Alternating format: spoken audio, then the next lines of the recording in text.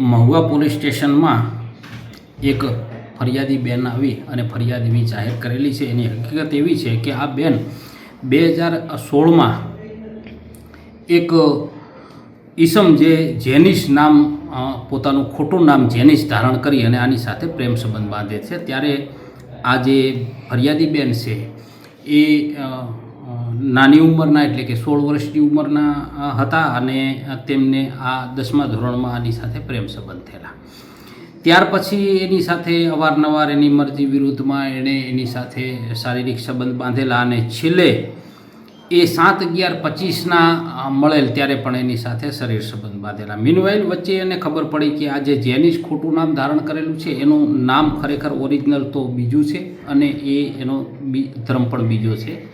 એ દરમિયાનમાં આને ગર્ભ રહી જાય છે અને આ જેનિશ છે એ દવા લાવી અને એનો ગર્ભપાત પણ કરાવે છે.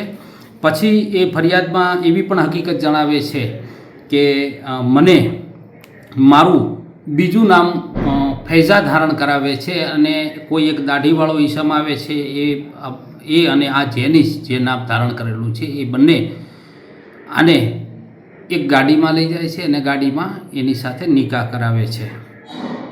અને પછી આના ઘરવાળાઓને ને એના ભાઈને ને બધાને ખબર પડતા અહીં ફરિયાદ દાખલ કરવામાં આવે છે. આગળની ફરિયાદ BNSની અલગ અલગ કલમ અને એટ્રોસિટી એક્ટ મુજબની અમે ફરિયાદ દાખલ કરેલી છે.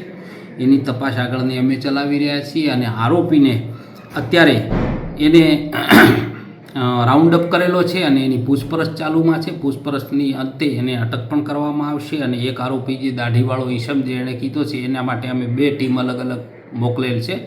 જે બંને ટીમો આગળની હકીકત ખરેખર શું છે એ પણ શોધી લાવશે અને આ આરોપીને જે ખોટું નામ ધારણ કરીને પ્રેમ જાળમાં દીકરીને ફસાવી છે એને વધુમાં વધુ કડક સજા થાય એવા તમામ પુરાવા એકત્રિત કરીને કોર્ટ સમક્ષ રજૂ કરવામાં આવશે અને એને કડકમાં કડક સજા થાય એવા તમામ અમારાથી પ્રયત્નો કરવામાં